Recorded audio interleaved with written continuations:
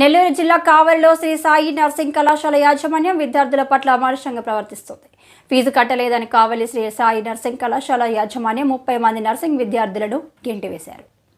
ప్రభుత్వం మంజూరు చేస్తున్న నిధులను వసూలు చేసుకుని ఆఖరి సంవత్సరం 5,000 కట్టలేదని ఎగ్జామ్ ఫీజు కట్టించుకోకుండా నర్సింగ్ కళాశాల నుంచి 3 సంవత్సరం చదువుతున్న విద్యార్థులను బయటకు పంపింది కళాశాల యాజమాన్యం. శ్రీకాకుళం జిల్లాకు చెందిన విద్యార్థిని 2 రోజులుగా హాస్టల్ నుంచి బయటకు పంపడంతో దిక్కు తోచని స్థితిలో విద్యార్థులు రోడ్డుపై బైఠాయించి నిరసన తెలిపారు. సంఘటన స్థలానికి కావలి తహసీల్దార్ మాధవరెడ్డి వచ్చి విద్యార్థులను అడిగి తెలుసుకున్నారు. కళాశాల యాజమాన్యం మాత్రం మొత్తం ఫీజు 50,000 చెల్లిస్తేనే పరీక్షలు రాయనిస్తామా అంటున్నారని విద్యార్థుల తల్లిదండ్రులు ఆవేదన చెందుతున్నారు.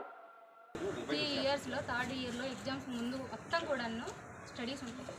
ఆ తర్వాతనే ఇంటర్న్షిప్కి వెళ్ళాను. మాకు ముందు 6 మంత్స్ కూడా కాకుండా 8 మంత్స్ మాకు ఇంటర్న్షిప్ పంపించి మా క్లాసులో మేము అబ్జెక్షన్ చేస్తుంటే రికార్డింగ్స్ కూడా ఉన్నాయి సార్. అబ్జెక్షన్స్ చేస్తుంటే మీ టీసీ మా దగ్గర ఉంది, మీ ఇంటర్నల్ మా దగ్గర ఉన్నాయి బెదిరిస్తున్నారు. మామనే కాదు సార్, మా ఫస్ట్ ఇయర్ సెకండ్ ఇయర్స్ అందరూ కూడా తుమ్మపేట పంచాయతీ కావలి మండలం. అయితే మా అమ్మాయి ఇంటర్మీడియట్ అయిన తర్వాత అడ్మిషన్కి వచ్చారు. వాళ్ళకి అయ్యా మీకు స్కాలర్షిప్ పడుద్ది, 15,000 అంత పడుద్ది, ఆ డబ్బులే సరిపోదు, మీకేం పెట్టుబడి అవసరం లేదు, మీ అమ్మాయి నర్సింగ్ అయిపోద్ది, ఈజీగా అయిపోతుంది. తర్వాత అలాగే మేము ఒక అకౌంట్ యూనియన్ అకౌంట్ ఓపెన్ చేశారు. ఇక్కడ కాకుండా కందుకూరులో అకౌంట్ ఓపెన్ చేయించారు. దానికి 1,500 కట్టించుకున్నారు.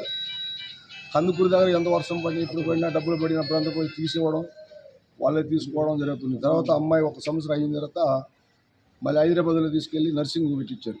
పెట్టినప్పుడు కూడా అమ్మాయి తిండి ఖర్చు వరకే ఇచ్చి మిగతా డబ్బులు కూడా కాలేజీ వాళ్ళే తీసుకున్నారు.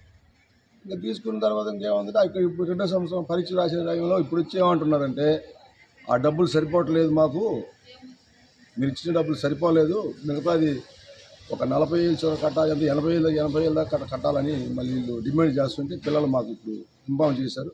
సరే కనుక్కుందామంది అసలు ఏంది అసలు పరిస్థితి ఏంది, ఇంతకుముందు ఏం చేస్తారు, డబ్బులు కావాలన్నప్పుడు ఇంతకుముందు పోయిన సంవత్సరం అడగొచ్చు కదా, ఇప్పుడు లాస్ట్ మంత్లో కట్టే టైంలో వచ్చి పరీక్షలు మన ద్వారా సర్టిఫికేట్ ఉందని డిమాండ్ చేస్తున్నారని మేము మీకు పేపర్ ద్వారా తెలియపరుస్తున్నాం.